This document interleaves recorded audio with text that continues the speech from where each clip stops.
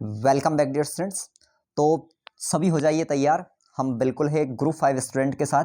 तो यार सभी स्टूडेंट्स के कमेंट्स भी आ रहे थे, साथ में मुझसे मैसेज और कॉल भी आ रहे थे कि सर वैकेंसी आ चुकी है, प्रेपरेशन करवाइए। लैब अटेंडेंट की, लैब टेक्नीशियन की, सभी के लिए काफ़ी ज़्यादा अच्छा मौका है ग्रुप 5 स्टूडेंट के लिए। तो बिल्कुल हम तैयार हैं आपके लिए। तो ध्यान रखिए, आज हमने एक छोटा सा सेशन लिया है, पर आई होप कि आपको नीड है और इसी वजह से मैं चाहता हूं बिल्कुल आप कमेंट बॉक्स में ज़रूर बताएं कि आपको ज़रूरत है सेशन की। ठीक है, हम क्वेश्चंस के सेशन भी लाएंगे, लाइव सेशन भी लाएंगे और साथ में हम इंपॉर्टेंट लेक्चर्स भी प्रोवाइड करेंगे आपको यूट्यूब पर ही। ठीक है, तो देखिए यहाँ पर जो पहला क्वेश्चन है हमारा, फर्स्ट क्वेश्चन जो है वो है चूज द करेक्ट पेयर। तो आपको करेक्ट पेयर यहाँ पर चूज करना है। पहला दे रखा सेरीकल्चर। क्या सेरीकल्चर फिश के कल्चर को कहते हैं? नहीं कहते हैं। तो सेरीकल्चर फिश के कल्चर को नहीं कहा जाता है। फिश के कल्चर को हम पीसी कल्चर कहते हैं। सिल्वी कल्चर क्या सिल्क वर्म के कल्चर को कहा जाता? नहीं कहा जाता। सिल्क वर्म के कल्चर को हम सेरीकल्चर कहते हैं, तो ये भी गलत है। अगला दे रखा है एपी कल्चर। क्या हम हनी बी के कल्चर को कहते हैं? मधुमक्खी के कल्चर को? बिल्कुल, एपी कल्चर हनी बी के कल्चर को, मधुमक्खी के कल्चर को ही कहा जाता है, तो सी वाला करेक्ट है। क्या पीसी कल्चर फॉरेस्ट्री के कल्चर को कहा जाता है? तो ये भी गलत है, डी वाला। तो आंसर कौन सा इसमें? सी वाला बिल्कुल आपका करेक्ट ऑप्शन हो जाएगा। क्लियर है? तो सेकंड क्वेश्चन पर हम बढ़ते हैं।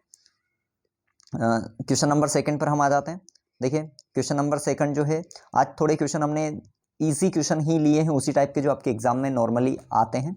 तो देखिए, study of fungi is, fungi की स्टडी को क्या कहा जाता है? क्या फाइकोलॉजी कहते हैं, क्या ब्रायोलॉजी कहते हैं, क्या टेरिडोलॉजी कहते हैं, या माइकोलॉजी कहते हैं?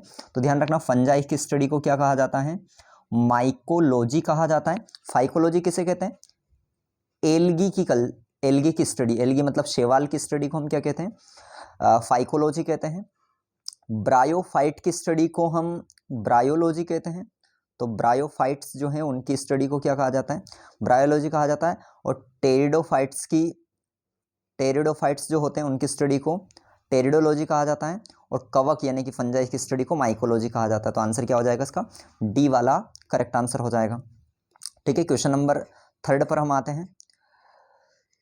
क्वेश्चन नंबर थर्ड जो है वो वापस अच्छा क्वेश्चन है। What is the name of book written by Aristotle? अरस्तु के द्वारा लिखी गई पुस्तक का क्या नाम था? क्या हिस्टोरिया नेचुरली था? हिस्टोरिया नेचुरलिस नहीं था, हिस्टोरिया नेचुरलिस। ठीक है, क्या सिस्टेमा नेचुरी थी? सिस्टेमा नेचुरी तो एक पॉपुलर बुक है जो कि कैरोलस लीनियस की है, जिसमें बाइनोमियल नोमेनक्लेचर एक्चुअल इसके अंदर है, तो ये भी नहीं है। अगला क्या? Historia Animalia. बिल्कुल, हिस्टोरिया एनिमलिया जो है ये किसकी बुक है? अरिस्टोटल की बुक है, ध्यान रखना है। और फिलोसॉफी जूलॉजी का ये बुक किन की है? ये इनकी नहीं है, ये किसके? लेमार्क की बुक है। ठीक है, तो याद रखना, इसका आंसर क्या हो जाएगा? सी वाला हो जाएगा, हिस्टोरिया एनिमलिया इनकी इंपॉर्टेंट बुक का नाम। ठीक है, अगले क्वेश्चन पर आ जाइए। क्वेश्चन नंबर फोर्थ जो है हमारा, देखिए इसी से रिलेटेड क्वेश्चन पूछ लिया गया है।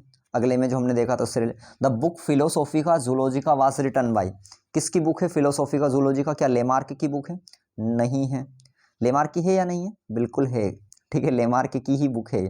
ठीक है, तो सिस्टेमा नेचुरल यानी कि आपसे फिलोसॉफी का जूलॉजी का जो दे रखा है वो किसकी बुक है? लेमार्क की है। मेंडल की नहीं है ये बुक। ठीक है, और साथ में ही हैकल की भी ये बुक नहीं है। ह्यूगो ड्यूरिस की भी नहीं है। तो आंसर क्या हो जाएगा? ए वाला हो जाएगा इसका। क्लियर है? अगले क्वेश्चन पर आ जाइए। क्वेश्चन नंबर फिफ्थ पर हम एक बड़ा सा सेशन भी लेकर आएंगे क्वेश्चन का, जो एग्जैक्ट जिसमें आपसे पूछे जाते हैं। देखिए, the bacteria were first observe in the 1675। तो 1675 के अंदर बैक्टीरिया को पहली बार किसने देखा था? ये आपसे पूछा गया है। बैक्टीरिया को किसने देखा था? क्या रॉबर्ट कोच ने देखा था? क्या लुइस पास्चर ने देखा था? क्या रॉबर्ट ब्राउन ने देखा था? एंटन वॉन लियोनहॉक ने देखा था? तो किसके द्वारा बैक्टीरिया को देखा गया था? ये आपसे क्वेश्चन पूछा गया है। ठीक है, तो आंसर क्या हो जाएगा इसका? सबसे पहले एंटन वॉन लियोनहॉक द्वारा बैक्टीरिया को देखा गया था। ठीक है, किसके द्वारा देखा गया था? एंटन वॉन लियोनहॉक के द्वारा देखा गया था। तो ये बिल्कुल आप ध्यान रखेंगे अच्छे से। क्लियर है? किसके द्वारा देखा गया था? एंटन वॉन लियोनहॉक के द्वारा देखा गया था। तो डी वाला इसका करेक्ट हो जाएगा। अगले वाले क्वेश्चन पर आते हैं हम। नेक्स्ट क्वेश्चन पर आइए। देखिए, वापस इंपॉर्टेंट क्वेश्चन है।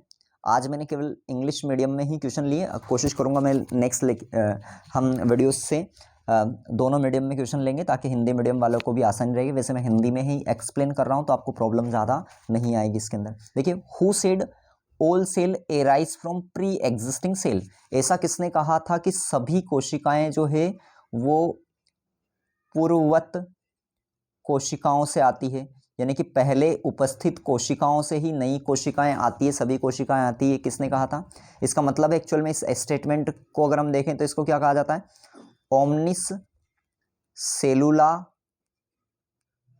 ई सेलुली, ठीक है। तो ओमनिस सेलुला ई सेलुली कहते हैं इसको।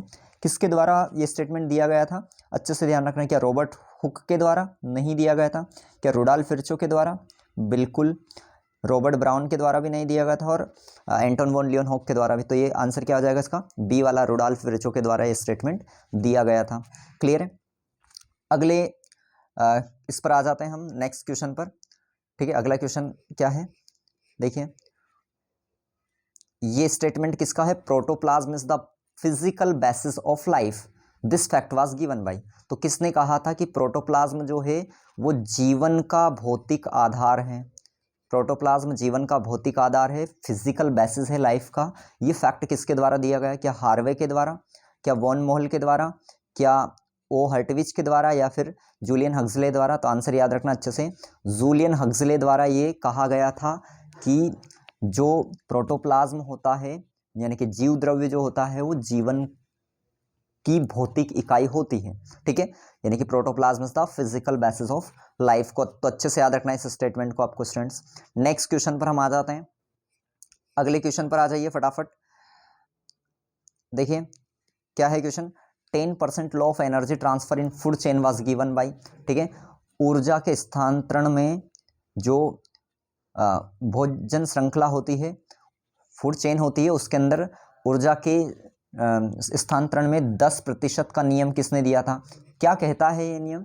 ये कहता है कि हर लेवल पर, हर एक स्तर पर, अगले यानी कि एक निचले स्तर से ऊपर वाले स्तर पर केवल 10% एनर्जी ही जाती है, बाकी जो 90% एनर्जी है वो खर्च हो जाती है।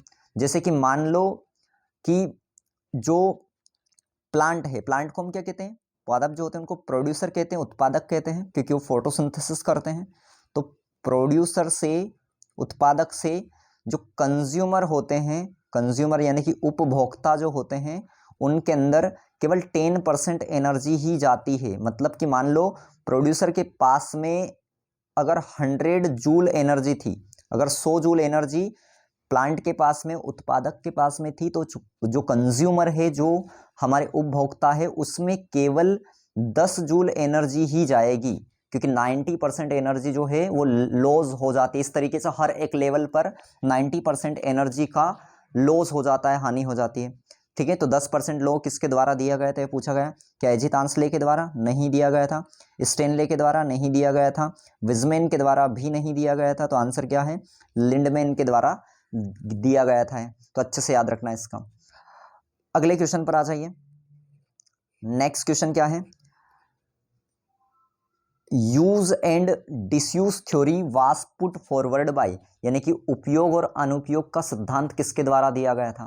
ध्यान रखना, इसमें इस सिद्धांत में क्या कहा गया था कि जो भी जीव है वो अगर अपने अंगों को लगातार उपयोग करता जाता है, लगातार यूज करता जाता है, तो उसके कारण वो अंग जो होते हैं वो ज़्यादा विकसित हो जाते हैं, ज़्यादा डेवलप हो जाते हैं। जबकि जिनका वो यूज़ नहीं करता है वो धीरे धीरे नष्ट होने लग जाते हैं। जो डिसयूज जिनका करता है, जिनका यूज़ नहीं करता है, वो धीरे धीरे नष्ट हो जाते हैं और एक्सटिंक्ट होने लग जाते हैं।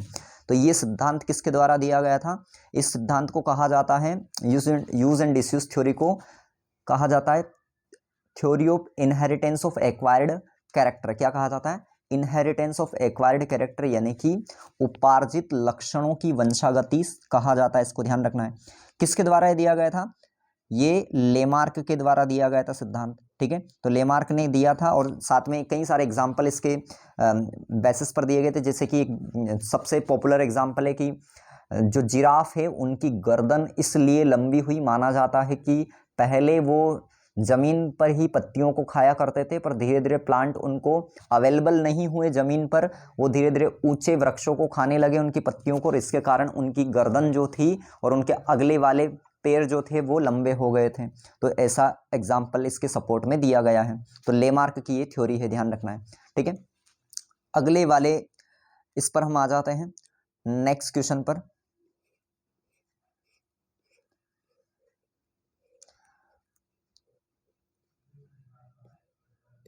ठीक है, नेक्स्ट क्वेश्चन क्या है हमारा, William Harvey is known as the discovery of, known as for the discovery of, यानी कि विलियम हार्वे जो है किसके खोज के लिए जाने जाते हैं मेनली? क्या डाइजेशन की खोज के लिए, पाचन की? नहीं। क्या रेस्पिरेशन की यानी कि श्वसन की? नहीं। क्या रक्त क्लोटिंग यानी कि रक्त का थक्का जो जमता है उसके लिए? नहीं। किसके लिए जा लेते हैं? ब्लड सर्कुलेशन की जो खोज करी थी सबसे पहले वो विलियम हार्वे ने करी थी, और इसके लिए ही विलियम हार्वे पॉपुलर हैं, ठीक है। तो यहाँ पर हमने कई सारे इंपॉर्टेंट क्वेश्चंस को कवर किया। आई होप कि आपको ये क्वेश्चंस जो है सभी इंटरेस्टिंग लगे होंगे, ठीक है। आज हमने 10 ही इंपॉर्टेंट क्वेश्चन लिए थे। अगले आने वाले सेशन में हम कई लंबे सेशन भी लेंगे, लाइव क्लासेस भी लेंगे, और बिल्कुल आप कमेंट बॉक्स में ज़रूर बताएं कि आपको लेक्चर कैसा लगा है। मिलते हैं नेक्स्ट इंपॉर्टेंट लेक्चर में।